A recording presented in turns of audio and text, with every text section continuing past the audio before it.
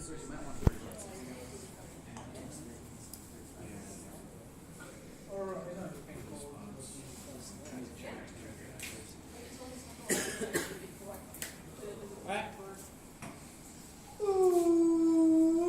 Warning.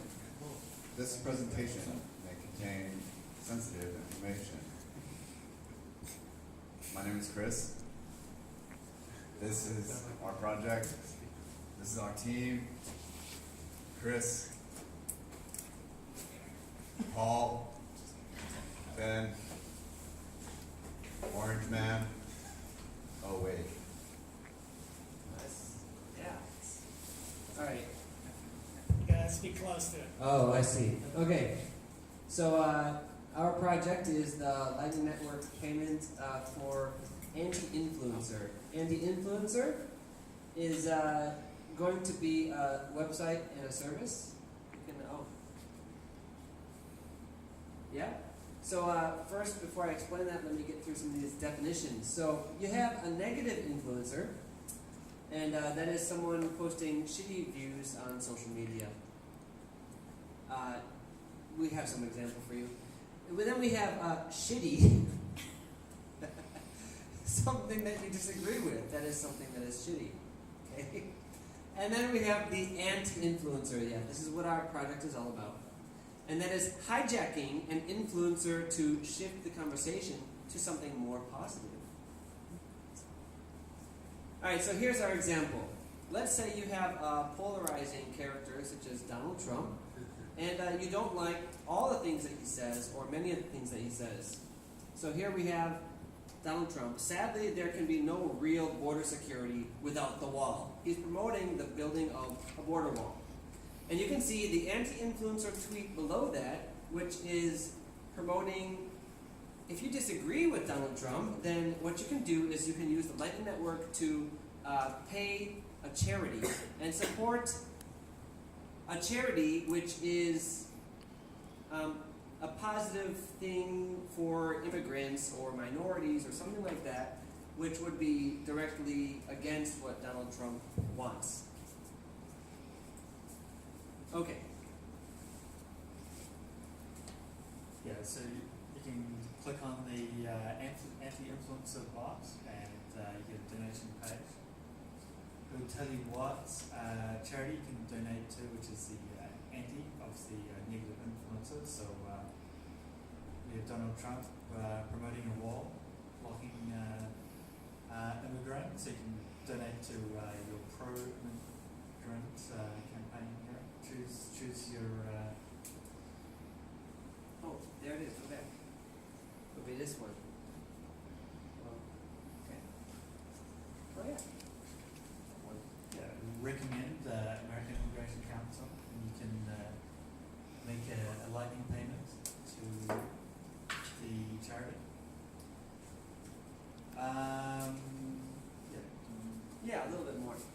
So we just chose some topics for examples. So Donald Trump likes to tweet a lot. And so we, for example, here are 4 charities that might go in the face of something Donald Trump is likely to tweet about. So there's the NAACP, who support black people. And then there's the colored people, I should say, CP, right? Earth Justice, so that would be maybe if he tweets about topics regarding climate change or oil pipelines or drilling, stuff like that, which wildlife conservationists might be unhappy about, then you could donate there if he tweets about that. Or the immigration, or anything immigration related at all, border security or wall building, that could be the other example. And the ACLU, which would be civil liberties, defense, so anytime he tweets about something about maybe even fake news or like privacy issues, that would fit. And then if it's not obvious, the reason why we use the Lightning Network is for these, that these are supposed to be micro donations. So as was said, Donald Trump tweets a lot, so every time he tweets something like this, it should be really easy to donate to the cause that is doing hopefully something positive in the opposite direction. And the amount could be like cents or $1 or so. So that's why we need the fast and cheap transactions of the Lightning Network.